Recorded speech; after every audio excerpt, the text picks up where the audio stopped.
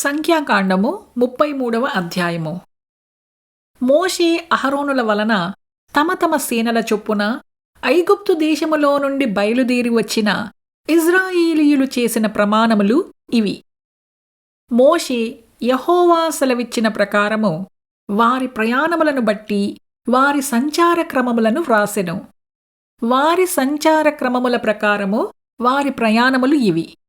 మొదటి నెల 15వ దినమున వారు రామసేసు నుండి ప్రయాణమై పస్కా పండుగకు మరునాడు వారి మధ్యను యెహోవా హతము చేసిన తొలిచూలులనందరినీ ఐగుప్తీయులు పాతిపెట్టుచుండగా ఇజ్రాయేలీయులు ఐగుప్తీయులందరి కన్నుల ఎదుట జయోత్సాహముతో బయలుదేరి వచ్చిరి. అప్పుడు ఐగుప్తీయుల దేవతలకు యెహోవా తీర్పు తీర్చెను. ఇజ్రాయేలీయులు రామసేసు నుండి బయలుదేరి సుక్కోతులో దిగిరి.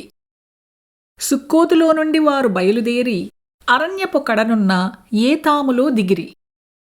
ఏతాములో నుండి బయలుదేరి బయల్సెఫోను ఎదుటనున్న పీహహీరోతు తట్టు తిరిగి మిగ్దోలు ఎదుట దిగిరి. పీహహీరోతులో నుండి బయలుదేరి సముద్రము మధ్య నుండి అరణ్యములోనికి చేరి ఏతాము అరణ్యమందు 3 దినముల ప్రయాణము చేసి మారాలో దిగిరి.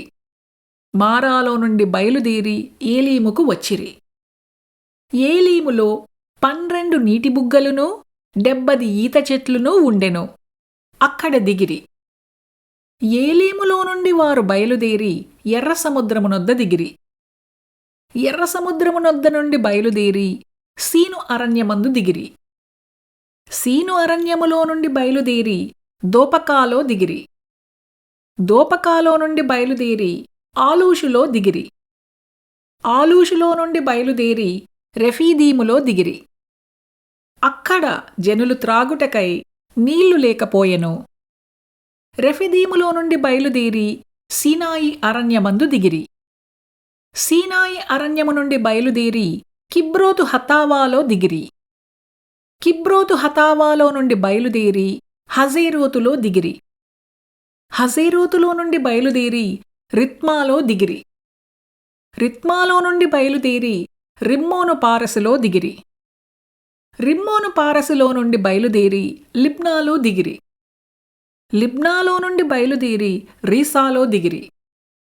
రీసాలో నుండి బయలుదేరి కెహేలాతాలో దిగిరి. కెహేలాతాలో నుండి బయలుదేరి షాపెరు కొండనొద్ద దిగిరి.